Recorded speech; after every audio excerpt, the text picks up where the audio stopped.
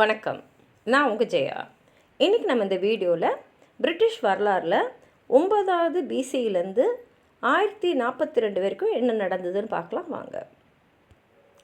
9வது நூற்றாண்டோட நடுவில் பார்த்திங்கன்னா நார்தர்ன் யூரோப்லேருந்து, அதாவது டென்மார்க்லேருந்து டேன்ஸும் நார்வேலேருந்து நோஸ்மேனும் வந்து இங்கிலாண்டை கைப்பற்றிட்டாங்க.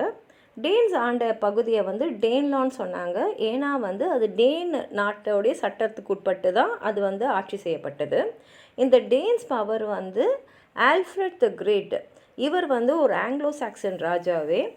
அவர் வந்து அவங்கள வந்து டிஃபீட் பண்ணிட்ட அப்புறம் அவர் வந்து இங்கிலாண்டை வந்து ஆள ஆரம்பித்தார். ஆனால் அவர் 899 இறந்துட்ட அப்புறம் வந்து திருப்பி வந்து ஒரு மாதிரி கலவரமாக தான் இருந்தது. ஒரு ஒழுக்கமான ஒரு ஆட்சியே அமையலை.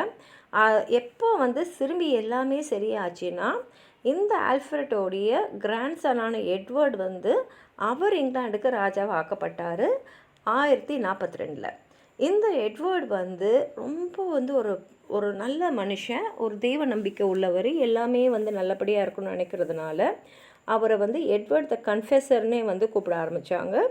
இந்த எட்வர்டு தான் இப்போ வந்து பிரபலமாக இருக்கிற வெஸ்ட்மின்ஸ்டர் ஆபியை கட்டினவர்ன்றது குறிப்பிடத்தக்கது. உங்களுக்கு எதாவது சொல்லணும்னு நினச்சிங்கன்னா கீழே இருக்கிற கமெண்ட் பாக்ஸில் எழுதுங்க. இந்த வீடியோவை லைக் பண்ணுங்கள், உங்கள் ஃப்ரெண்ட்ஸோடு ஷேர் பண்ணுங்கள். சப்ஸ்கிரைப் பண்ணாதவங்களாம் ப்ளீஸ் சப்ஸ்கிரைப் பண்ணி சப்போர்ட் பண்ணுங்கள். நன்றி.